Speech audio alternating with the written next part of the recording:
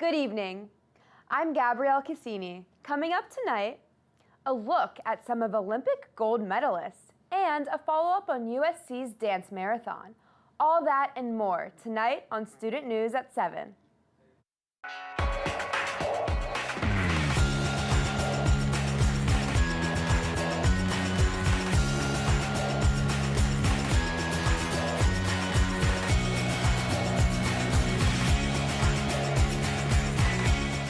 Live from the Kennedy Greenhouse Studio. This is Student News at 7.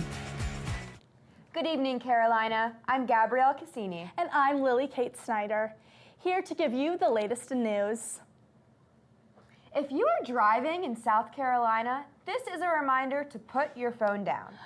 Starting February 28th, Columbia law enforcement will begin ticketing citizens under the state's new hands-free distracted driving law. This law will require drivers to keep their phones and other electronic devices out of their hands while behind the wheel. This means no texting, scrolling, watching videos, or holding your phone while driving. This law was first put into place in September, but officers were issued an 180-day warning period that ends this week. First-time offenders face an $100 fine, while second-time offenders face a $200 fine and 2 points on their license. This law does not apply if you are illegally parked or stopped. A South Carolina boutique owner accused of scamming customers across the state has been arrested once again, making it her 11th arrest. Pamela Brooke Schrantz, the owner of Thomas & Turner Boutique in Batten, South Carolina, was taken into custody on Monday and booked in the Cherokee Detention Center. Steve Mueller, the Cherokee County Sheriff, says a victim reported ordering more than $360 worth of merchandise from the boutique back in September, but never received their items. When the customer tried to follow up investigators, they said they were repeatedly ignored and eventually blocked. Deputies were able to secure an arrest last month, and Schrantz was later booked after another agency complied. Their case is now charged with obtaining property under false pretenses valued at less than $2,000 and was granted a $2,100 Surrey bond. Small businesses in the area encourage South Carolinians to continue shopping small and not let one bad apple ruin the whole bunch. A late-night argument on Friday ended in gunfire. A Columbian man and his girlfriend are now behind bars after a shooting broke out on Assembly Street near Elmwood Avenue around 8:30 p.m. Officers responded to the woman shot after being treated on the scene. Officials said the woman was taken to the hospital and later died. According to police, the shooting stemmed from an argument between the shooter, Daquan Cole, and the victim. Cole was charged with murder and possession of the weapon. Cole's girlfriend, Chelsea Kaiser, is charged with accessory after helping him target the victim. Cole is being held without bond, while Kaiser is being held on a $10,000 bond.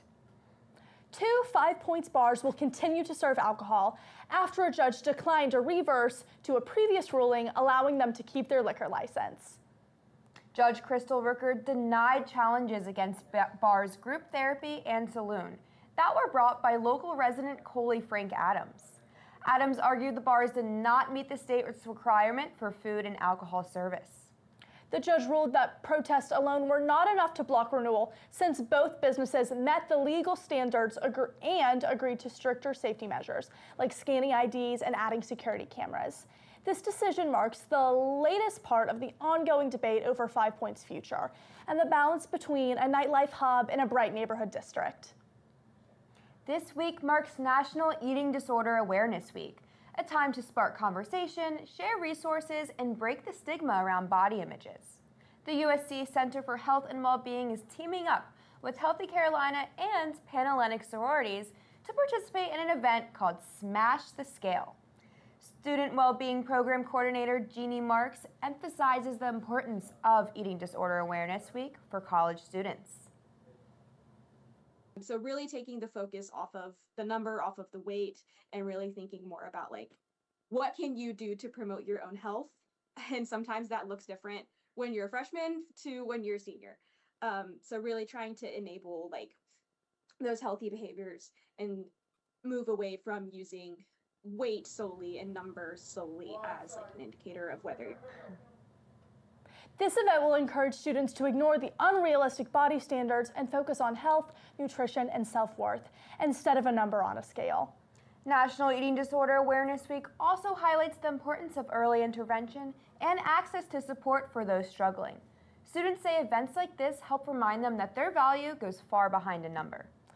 I love that the university is doing something like this, especially I just feel like a lot of college girls struggle with this like kind of under the cover. So it's awesome that we're talking about it a little bit more. I agree. I feel like so many college students struggle with this, and I heard from my interview today, it's one of the most like damaging mental disorders people can have. That's really hard. Yeah. That's great. Coming up after the break, the latest in sports.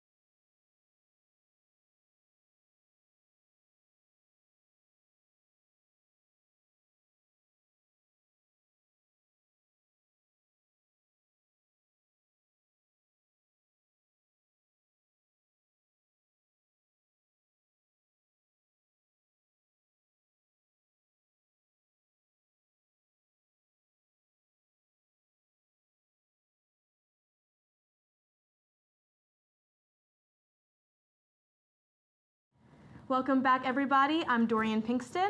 And I'm Carson Batten, here to bring you the latest in sports.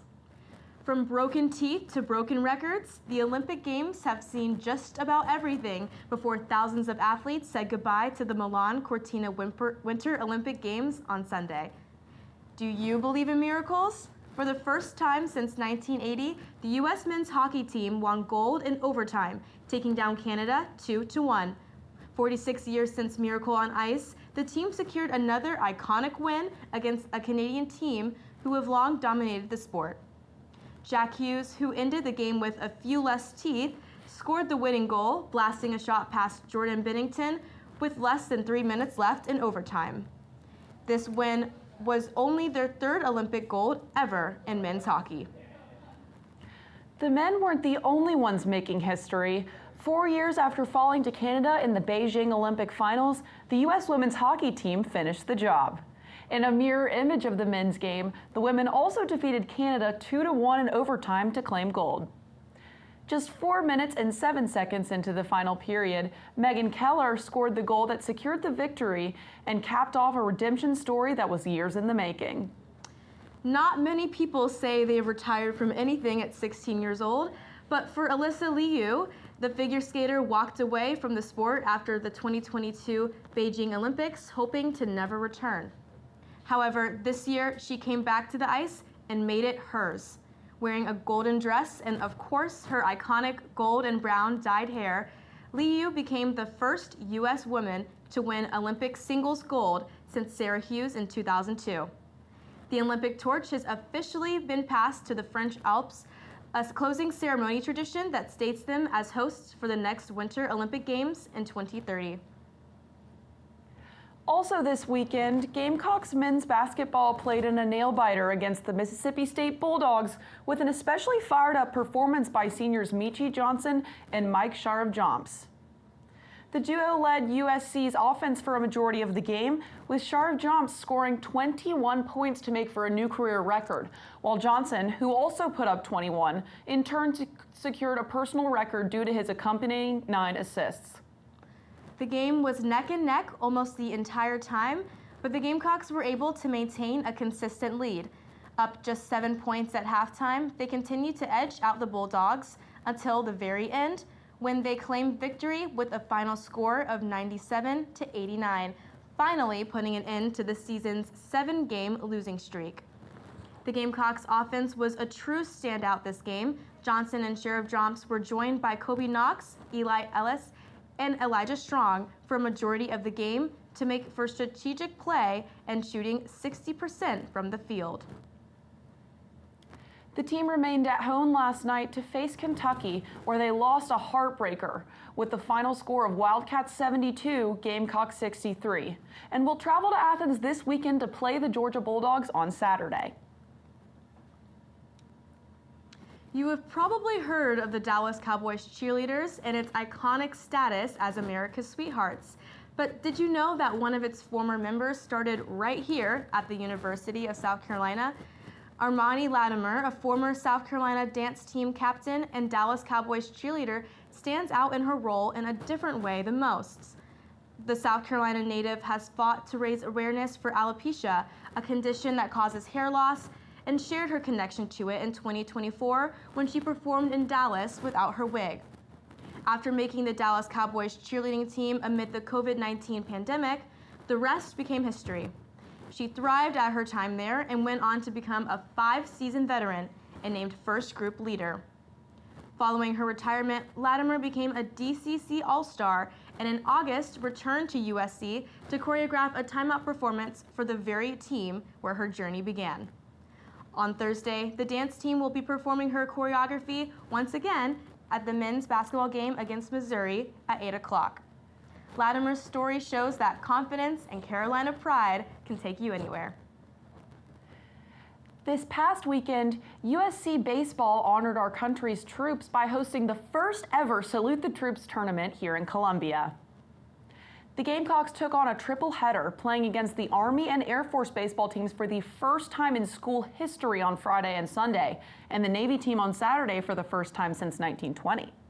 On Friday evening, the Gamecocks faced their first loss of this year's season against the Black Knights, finishing 9-5, but came back swiftly on Saturday afternoon, securing an 8-0 shutout to the midshipmen. Pitcher Amp Phillips and freshman Will Craddock were each a force to be reckoned with during this Saturday's matchup. Phillips kept the Navy at bay, allowing just 1 hit in 6 frames, while Craddock opened the game with a home run and just kept swinging, finishing with 2 runs. Craddock has since been named the SEC's Co-Freshman of the Week alongside Auburn Baseball's Ethan Bingaman. This weekend was about more than the games themselves. The tournament also featured post-game dedications to past and active service members in each of the 3 branches through events such as military-style band performances. USC also played Wofford and Spartanburg yesterday, putting their current record at, and hopefully you've been tuning in to watch them host Queens tonight at Founders Park, which started at 6:30. Coming up after the break, the latest in entertainment.